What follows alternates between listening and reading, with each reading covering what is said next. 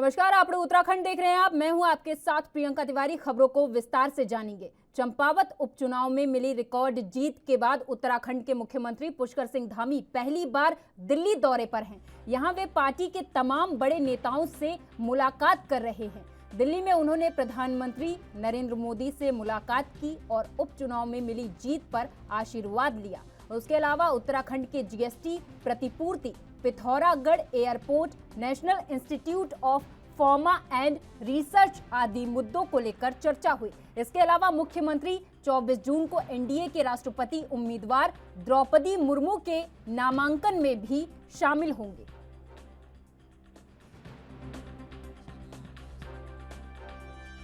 प्रधानमंत्री मोदी जी के नेतृत्व में आप सब लोगों, हमारे देश के वैज्ञानिकों को मैं बधाई देना चाहता हूं कि उन्होंने जब हमारे देश के अंदर भी संकट आया, पूरी दुनिया के अंदर संकट आया, तो संकट से निपटने के लिए एक वैक्सीन नहीं, दो स्वदेशी वैक्सीन बनाई और पूरी दुनिया का सबसे बड़ा मेगा वैक्सीनेशन अगर कहीं चला है तो हमारे देश के अंदर चला। एक वैक्सीन लगाई गई, दूसरी वैक्सीन लगाई गई, फिर तीसरी वैक्सीन बूस्टर डोज के रूप में लगाई जा गई। और जिसको लेकर, जिसके बारे में मैं कह रहा हूं, ज्ञान के बारे में, विज्ञान के बारे में, शिक्षा के बारे में, शोध के बारे में, अनुसंधान के बारे में, तो दुनिया के लोग सोचते हैं कि वो अपने ही देश के लिए जी रहे हैं। हमारे यहाँ की जो कल्पना है, हम कहते हैं कि अरब निगम करोगे की गणना लघु लेखिकाओं उदार पवित्रा नाम वसुधैवम, तो एक छोटा है एक बड़ा है, ऐसी बातें छोटे चित्त वाले लोग करते हैं। जिनका हृदय उदार होता है, जिनका मन बड़ा होता है, उनके लिए तो सारा संसार अपना घर है, सारे संसार के लोग अपने हैं। और इस मूल भावना को हमारे देश के यशस्वी प्रधानमंत्री मोदी जी के नेतृत्व में भारतवर्ष में जो हमारी संस्कृति रही है, सनातन संस्कृति, जो पहले भी थी, अब भी है और आगे भी रहेगी, जो न नई है न पुरानी है, नई भी नहीं है पुरानी भी नहीं है, जो हमेशा थी हमेशा है और हमेशा रहेगी। ऐसी संस्कृति की पहचान हुई जब दुनिया के अनेकों देशों को जो वैक्सीन भारत के लिए बनाई गई, जो हमारे देशवासियों के लिए बनाई गई, उस वैक्सीन को दुनिया के दूसरे देशों को भी। मुख्यमंत्री पुष्कर सिंह धामी ने गुरुवार को नई दिल्ली में केंद्रीय रक्षा मंत्री राजनाथ सिंह से शिष्टाचार भेंट की। मुख्यमंत्री ने केंद्रीय रक्षा मंत्री को बताया कि उनके द्वारा भारत सरकार की अग्निपथ योजना के संबंध में 20 जून 2022 को उत्तराखंड के सभी जिलों के पूर्व सैन्य अधिकारियों के साथ वीडियो कॉन्फ्रेंसिंग के माध्यम से एक संवाद कार्यक्रम आयोजित किया गया। संवाद कार्यक्रम के दौरान समस्त पूर्व सैन्य अधिकारियों की तरफ से भारत सरकार की अग्निपथ योजना को वर्तमान वैश्विक परिप्रेक्ष्य में सैन्य आधुनिकीकरण, देश की सुरक्षा और युवाओं के उज्जवल भविष्य के अनुकूल बताया गया। साथ ही संवाद कार्यक्रम में प्रतिभाग करने वाले सभी पूर्व सैन्य अधिकारियों द्वारा अग्निपथ योजना के संबंध में अपने अपने सुझाव भी व्यक्त किए गए। मुख्यमंत्री ने केंद्रीय रक्षा मंत्री राजनाथ सिंह को पूर्व सैन्य अधिकारियों द्वारा दिए गए सुझावों संज्ञानार्थ सौंपे।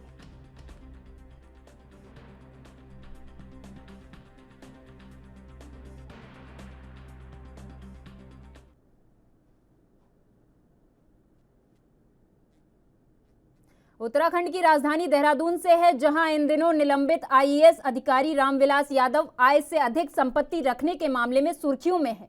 बता दें, आय से 522% अधिक संपत्ति रखने के मामले में निलंबित आईएएस अधिकारी रामविलास यादव को 14 दिनों की न्यायिक हिरासत में भेज दिया गया है।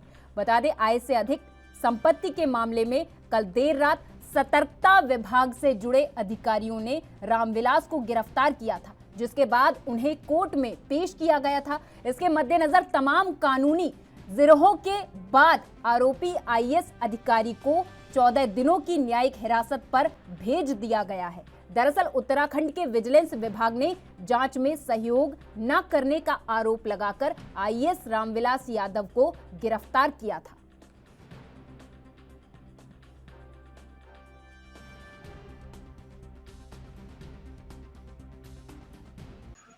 जिस तरह से आपको जानकारी है कि एक प्रकरण है जो आईएएस रामविलास यादव संबंधित है, परायसिक संपत्ति के मामला था, जिस पर कल उनको विजिलेंस कोर्ट में बुलाया गया था और हमने हाई कोर्ट की डायरेक्शन पर वो विजिलेंस में सुनवाई के लिए गए थे और उसके बाद उनको ये कहा गया था कि आप इन्वेस्टिगेशन में कोऑपरेट करिए। उस कोऑपरेशन के बाद उनको रात के 2 बजे अरेस्ट कर लिया गया और आज उनको कोर्ट में यहाँ पर रिमांड के लाया गया है। तो रिमांड पर हमारा आर्ग्यूमेंट ये था कि भाई जब हम कोऑपरेशन कर रहे थे तो अरेस्टिंग की जरूरत क्या थी, उसी पर ही हमारी आर्ग्यूमेंट थी।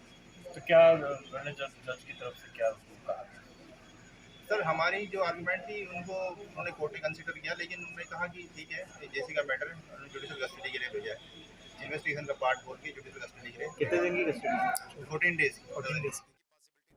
ईडी के मुद्दे को पीछे छोड़ अब प्रदेश कांग्रेस अग्निपथ पर आगे बढ़ेगी। इस संबंध में अखिल भारतीय कांग्रेस कमेटी की ओर से प्रदेश कांग्रेस कमेटी को निर्देश दिए गए हैं।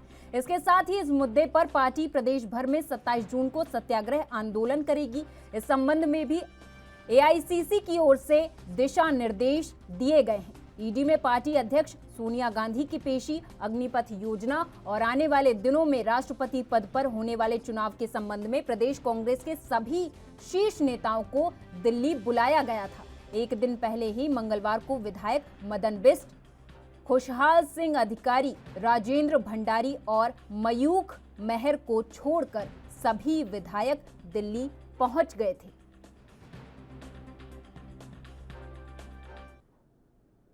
उत्तराखंड के ऋषिकेश में कैबिनेट मंत्री प्रेमचंद अग्रवाल के कैंप कार्यालय के पास खड़ी एक कार में अचानक आग लग गई। नजारा देख आसपास के लोगों ने तत्काल सूचना देकर फायर ब्रिगेड को मौके पर बुलाया। जब तक फायर ब्रिगेड की गाड़ी घटनास्थल पर पहुंचे, तब तक स्थानीय लोगों ने पानी की बाल्टी भरकर कार पर डालना शुरू कर दिया और आग को बुझाने का प्रयास किया, मगर आग पर काबू नहीं कर पाए। फायर ब्रिगेड ने करीब 20 मिनट की कड़ी मशक्कत के बाद आग पर काबू पा लिया। गौरतलब ये रहा कि घटना के दौरान कार के अंदर कोई मौजूद नहीं था, जिस वजह से बड़ा हादसा होने से टल गया। प्रथम दृष्टया शॉर्ट सर्किट होने की वजह से खड़ी कार में आग लगने की जानकारी सामने आई है।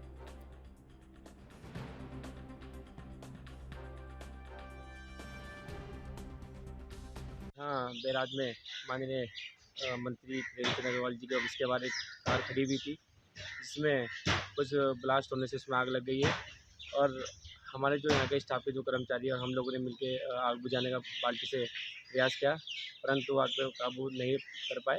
उसके बाद हमने तत्काल ही फायर ब्रिगेड को सूचना दी, जिससे कि फायर ब्रिगेड यहाँ पर आई और उन्होंने आग पर काबू। आपका ये घटना की सूचना मैं फायर सर्विस चालक मनोज गिल्याल फायर सर्विस केस में तैनात हूँ और हमें जैसी ही सूचना प्राप्त हुई स्टेशन पे कि यहाँ एम्स के पास एक गाड़ी में आग लगी है, तुरंत सहायता हेतु अपनी फायर ब्रिगेड भेजी। हम तुरंत मौके पे निकले और यहाँ देखा कि एक गाड़ी में जो कोई अनजान व्यक्ति खड़ा करके चला गया है, जिसका अभी तक पता नहीं चला कौन है। उसकी गाड़ी में आग लग रही थी पूरी और उसके आसपास भी गाड़ियाँ थी, जिसको कुशल हमने पूरा बुझा दिया है और बड़ी घटना होने से।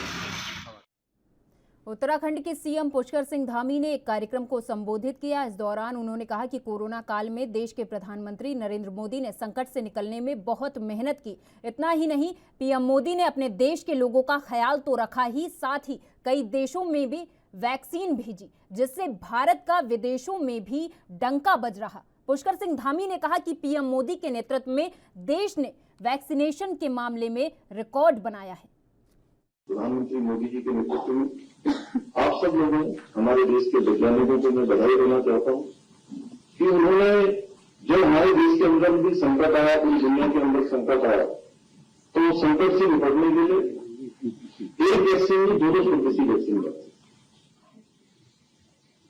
और पूरी दुनिया का सबसे बड़ा मेगा वैक्सीनेशन अगर कहीं चला है तो हमारे देश के अंदर चला।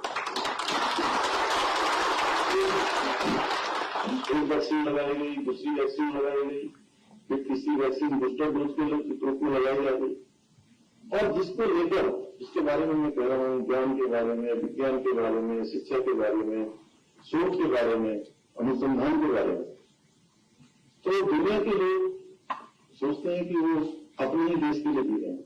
हमारे यहाँ की जो कल्पना है, हम कहते हैं कि अरब निगम करोड़ की गणना लघु चेतसाम उदार पवित्रा नाम वसुधैवम, तो एक छोटा है एक बड़ा है, ऐसी बातें छोटे चित्त वाले हृदय बड़ा होता है, जिनका मन बड़ा होता है, उनके लिए तो सारा संसार अपना घर है, सारे संसार के लोग अपने हैं। और इस मूल भावना को हमारे देश के यशस्वी प्रधानमंत्री मोदी जी के नेतृत्व में भारतवर्ष में जो हमारी संस्कृति रही है, सनातन संस्कृति, जो पहले भी थी, अब भी है और आगे भी रहेगी, जो न नई है न पुरानी है, नई भी नहीं है, पुरानी भी नहीं है, जो हमेशा थी, हमेशा है और हमेशा रहेगी। ऐसी संस्कृति की पहचान हुई जब दुनिया के अनेकों देशों को जो वैक्सीन भारत के लिए बनाई गई, जो हमारे देशवासियों के लिए बनाई गई, उस वैक्सीन को दुनिया के दूसरे देशों को भी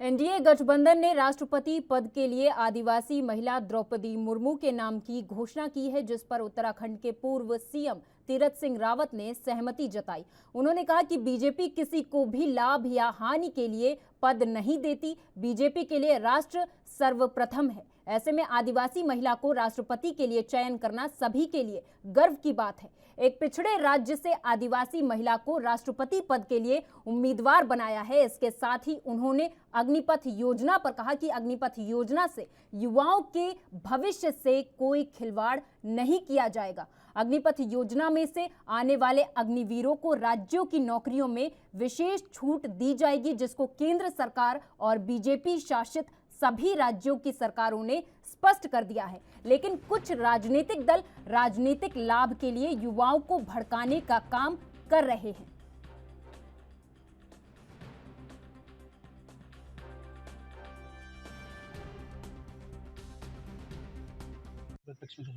देखिए, लाभ हानि ये भाजपा नहीं देखती है। अपना पार्टी, अपना सरकार एक ही है कि ये देश, ये राष्ट्र हमारा है और वह हमारे लिए प्रथम है। और उसका राष्ट्राध्यक्ष, राष्ट्रपति एक महिला, और वो भी आपका ट्रैवल उससे, तो ये अपने आप में एक बहुत बड़ा महत्व रखता है। और यह हमारे केंद्रीय नेतृत्व ने, प्रधानमंत्री जी ने और हमारे वरिष्ठ नेताओं ने ये निर्णय लिया, जो कि स्वागत योग्य है। अग्निपथ के बारे में हमारा केंद्रीय नेतृत्व क्लियर कर चुका है और स्पष्ट है कि अग्निवीर जो अपनी सेवाएं सेना में देंगे और उसके बाद लौट के आएंगे, तो उनको हर क्षेत्र में, हर विभाग में प्राथमिकता दी जाएगी नौकरी की। और ये सेवा भाव है और हम सैनिकों का सम्मान करते हैं, करते आए हैं, क्योंकि देश की सीमाओं पे रक्षा करना, सुरक्षा करना, ये सारा जो सैनिक एक करता अपने को समर्पण भाव, तो मैं कह सकता हूँ इसमें तो समर्पण का भाव है, सेवा का भाव है। तो जो लोग ये सोचते हैं वो लोग पूरी तरह आज डटकर खड़े हैं, वो जवान युवा, और कह रहा है कि यह अच्छी योजना है। तो मैं सोचता हूँ उसके अलावा कुछ यदि बोल रहे हैं तो वो लोग हैं वो जिन्होंने कि इससे कोई। हरिद्वार में केंद्रीय महिला और बाल विकास मंत्रालय की जोनल समीक्षा बैठक का आयोजन किया गया, जिसमें केंद्रीय महिला और बाल विकास राज्य मंत्री मुंजापारा महेंद्र भाई मौजूद रहे। बैठक में प्रदेश की महिला और बाल विकास मंत्री रेखा आर्य, स्वास्थ्य मंत्री धन सिंह रावत और सांसद रमेश पोखरियाल निशंक भी शामिल हुए।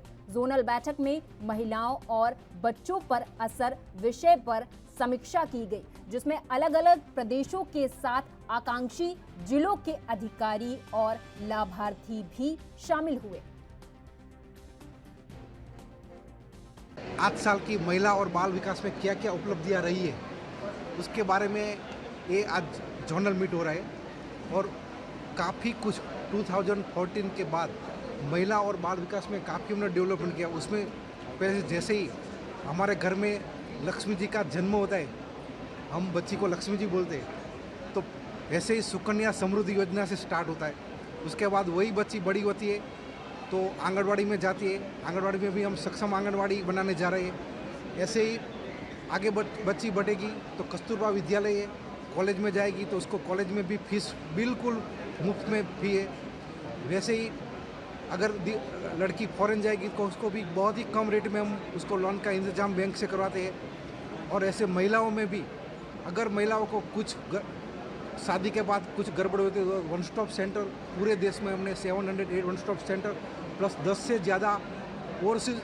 WCD का उसमें क्या पार्ट है, किस तरह से महिलाओं को और बच्चों को हम लोग और सशक्त कर सकते हैं, उसको लेके भी कई सारी चीज़ों की समीक्षा और किस प्रकार से भारत सरकार की योजनाएं और स्टेट गवर्नमेंट की योजनाएं क्लब होते हुए कितने लाभार्थियों को इससे हम लाभान्वित कर चुके हैं, उस सब को लेकर जो है आज समीक्षा की गई। और ये हमारा लक्ष्य है कि एस्पिरेशनल डिस्ट्रिक्ट हर प्रकार से हम कह सकते हैं कि चाहे उनकी मौलिक आवश्यकताएं हैं वह पूर्ण करे, चाहे उनको हम कह सकते हैं कि एक विकसित जनपद के रूप में वो डेवलप हो, जहाँ मेट्रो से लेकर अन्य चीज़ें उसमें हों, तो वो सारी कल्पनाओं को लेते हुए जो है वो काम है। कुपोषण से हमारी लड़ाई कैसे हो, तो उसको लेकर हमारा काम। पशुपालन, दुग्ध विकास और मत्स्य पालन मंत्री सौरभ बहुगुणा ने संबंधित अधिकारियों के साथ समीक्षा बैठक की। इस दौरान मंत्री ने प्रदेश के विभिन्न जिलों में पशुपालन, दुग्ध विकास और मत्स्य पालन के विकास कार्यों पर बल देते हुए कहा कि हमें स्थानीय महिला समूहों और युवाओं को ध्यान में रखकर योजनाएं बनानी होंगी। साथ ही उन्होंने कहा कि उधम सिंह नगर में निवास कर रहे बंगाली समाज के लोगों को मत्स्य पालन से जोड़ने की कार्य योजना पर कार्य किया जाएगा।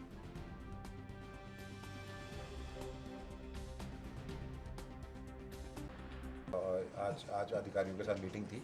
हम एक एक्शन कैफ़े लॉन्च करने का पूरा प्रोजेक्ट ला रहे हैं, जिसमें हम अपने युवाओं को आप कहेंगे सेल्फ डिपेंडेंट करने के लिए अपने युवाओं को हम एचएल कैफ़े से जोड़ेंगे। वो कैफ़े चलाएंगे, हम उनको पीपीपी मोड पे उनके साथ मिलकर सरकार वो कैफ़े चलाएगी। आपने हमारे एनिमल हस्बेंड्री की बात करी, हमने लगातार कोशिश ये करी है कि हमारे जो बल्कि दुग्ध की मैं आपको एक और बात बताना चाहूँगा कि लगभग हमारे दुग्ध के ब्रांड से, हमारे आंचल ब्रांड से लगभग 50,000 महिलाएँ उत्तराखंड की हमारे मातृशक्ति जुड़ी हुई है। और हम कोशिश ये कर रहे हैं कि हम उधम सिंह नगर को पायलट प्रोजेक्ट उठाएं। वहाँ पे 2900 महिला समूह जो हैं हमारे कोऑपरेटिव में रजिस्टर्ड हैं, हम उनको दुग्ध से जोड़ने की कोशिश कर रहे हैं, ताकि हमारा जो गाय देने का सब्सिडी पे और जो बकरी देने का सब्सिडी पे, मुर्गी पालन जो है हमारे एनिमल हस्बेंड्री से, इन सब के साथ उन समूहों को अगर हम जोड़ पाते हैं तो कहीं ना कहीं हम एक समूह में 10 महिला भी आप कंसिडर।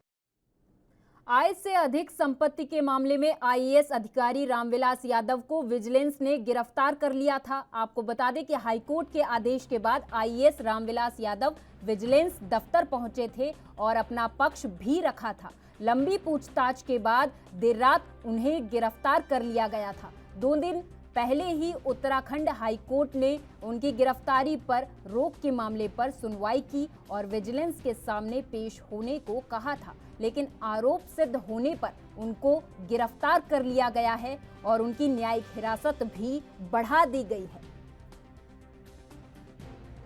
हमारे आईएएस अधिकारी हैं रामविलास यादव जी, ये इनके विरुद्ध हमें मुकदमा दर्ज करने की अनुमति जब मिली थी मई 2022 में, उसके बाद से लगातार हम लोगों ने इनकी संपत्तियों पर कि कहाँ पे इनकी संपत्ति कैसे, क्योंकि हमने शुरुआत की अपनी प्रिलिमिनरी इंक्वायरी में ये पाया था कि इनकी संपत्ति आय से अधिक जो है वो 522% के करीब आ रही थी, जो कि काफ़ी अधिक थी। तो इसलिए हमने शासन से अनुमति मांगी थी कि इसमें हमें मुकदमा दर्ज करने की परमिशन मिले, जो हमें मिल गई। उसके बाद हमने जब जांच की तो जांच में हमें कई सारे ऐसे दस्तावेज मिले जो उनके घरों के छापे से भी मिले, जो कि ऐसे थे जिससे कि हम इनके भ्रष्टाचार के ऊपर काफ़ी मतलब साक्ष्य जिसको कहते हैं मिला हमें। तो उसके आधार पे हमने इनको दबिश दी इनके घरों पे और इनको पूछताछ के लिए बुलाया। जब ये आए तो इन्होंने जो सवाल हमने किया उसका ये जवाब संतोषजनक नहीं दे पा रहे हैं, क्योंकि इनके पास कई सारे ऐसे दस्तावेज हैं जिनका कि इनके पास कोई जवाब नहीं है। तो इस आधार पे इनको गिरफ्तार कल रात। नैनीताल में पर्यटन को बढ़ावा देने के उद्देश्य से जिला प्रशासन ने पिछले 2 दिनों से मुख्य सचिव के दौरे और उनसे मिले निर्देशों के बाद पर्यटन को बढ़ावा देने के लिए नैनीताल, भीमताल, मुक्तेश्वर और रामगढ़ में पर्यटक स्थलों की खोज शुरू कर दी है, जिसमें जिला प्रशासन को अभी बड़े स्तर पर जमीन नहीं मिल पाई है। उनका कहना है कि स्थलों के चयन के लिए सर्वे कार्य शुरू करा दिए हैं। तो वहीं नैनीताल जिले का प्रवेश द्वार कहे जाने वाले और हल्द्वानी में सड़कों को पर्यटकों के लिए और बेहतर करने के उद्देश्य से जहां नगर निगम द्वारा निगम क्षेत्र की सड़कों के चौड़ीकरण के लिए नहर कवरिंग को बड़ा आयाम दिया जा रहा है। मुख्य सचिव महोदय यहाँ आए थे तो उन्होंने निर्देशित किया है कि नैनीताल डिस्ट्रिक्ट में ऐसे स्थान जहाँ पे टूरिज़्म बढ़ सकता है या उसका विस्तार हो सकता है और जिन जगहों पे टूरिस्ट काफ़ी संख्या में जा रहे हैं ऐसे स्थानों को विकसित करने के लिए और टूरिस्टों को एक सुविधा देने के लिए और जितने भी हेलीपैड हम बना सकते हैं तो उसका प्रस्ताव हम लोगों ने शासन को भेजना है। तो आज लगभग 3 बजे फिर समीक्षा भी है हमें इसी विषय पे। तो नैनीताल में आपका भीमताल में, नौकचताल में और मुक्तेश्वर और रामगढ़ ऐसे स्थानों पर हम लोग ज़मीनों की खोज कर रहे हैं और मुक्तेश्वर वगैरह में हम लोग को मिल चुका है लेकिन उससे हमें ज़्यादा चाहिए। तो ये कार्रवाई हम लोग कर रहे हैं। तो और विद इन ए वीक इसका।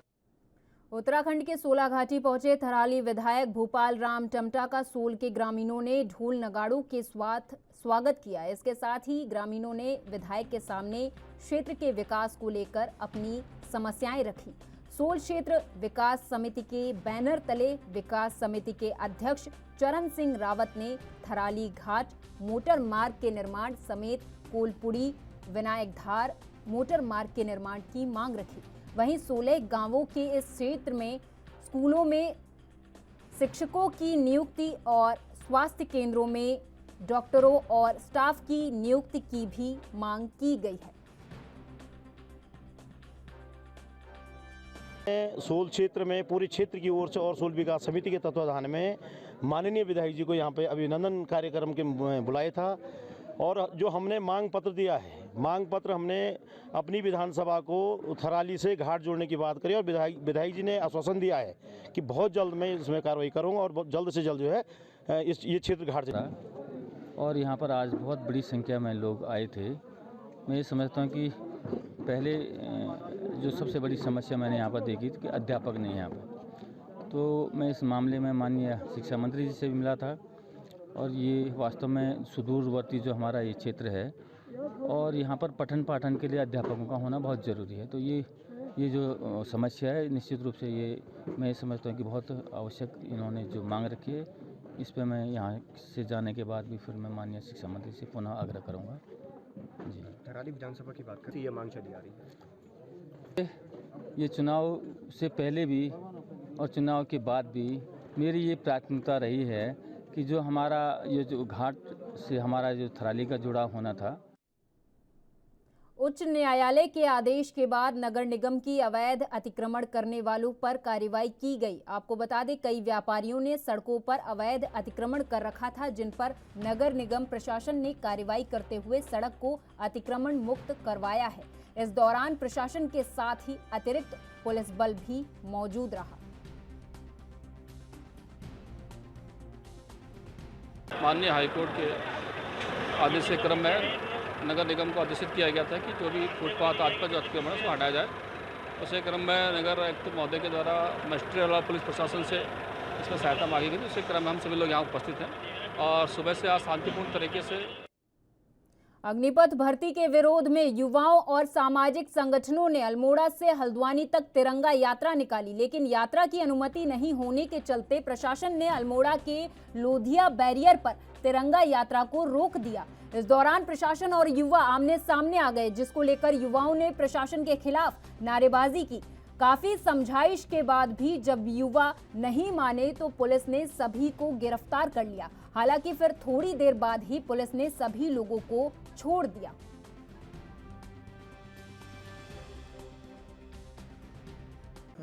तिरंगा यात्रा को लेके जो क्षेत्रीय स्तर पे कुछ लोग जो एक्टिव हैं तो उनके द्वारा निकाली गई थी और ये यात्रा लोधिया बैरियर तक गई थी और लोधिया बैरियर में उन्होंने खुद ही इसको समाप्त कर दिया था। शांतिपूर्वक ये यात्रा हमारी हुई है और वहीं से नैनी झील में आत्महत्या कर मरने वालों का सिलसिला थमने का नाम नहीं ले रहा। आपको बता दें कि नैना देवी मंदिर के पास एक महिला का शव बरामद हुआ। सूचना मिलते ही पुलिस मौके पर पहुंची और मामले की तफ्तीश शुरू कर दी। हालांकि शव की शिनाख्त नहीं हो पाई है। फिलहाल पुलिस ने शव को मोर्चरी में रखवाकर मामले की जांच में जुट गई है।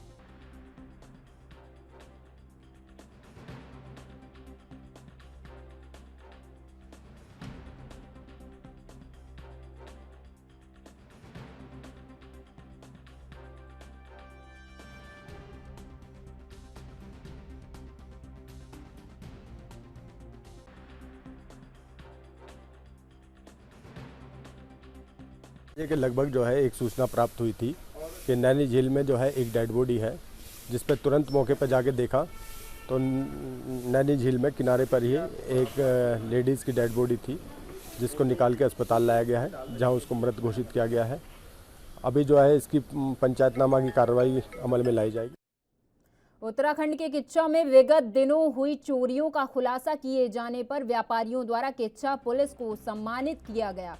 इस दौरान व्यापारियों ने नगर क्षेत्र और व्यापारियों की सुरक्षा के लिए पुलिस प्रशासन को व्यापार मंडल के माध्यम से सीसीटीवी कैमरे लगाने के लिए 1 लाख रुपए नगद देने की घोषणा भी की। प्रांतीय उद्योग व्यापार मंडल के कोषाध्यक्ष नितिन फुटेला और महामंत्री विजय अरोरा के नेतृत्व में दर्जनों व्यापारी किच्चा कोतवाली पहुंचे, जहां उन्होंने पुलिस टीम का उत्साहवर्धन किया और विगत दिनों की कार्रवाई के लिए प्रोत्साहित भी किया।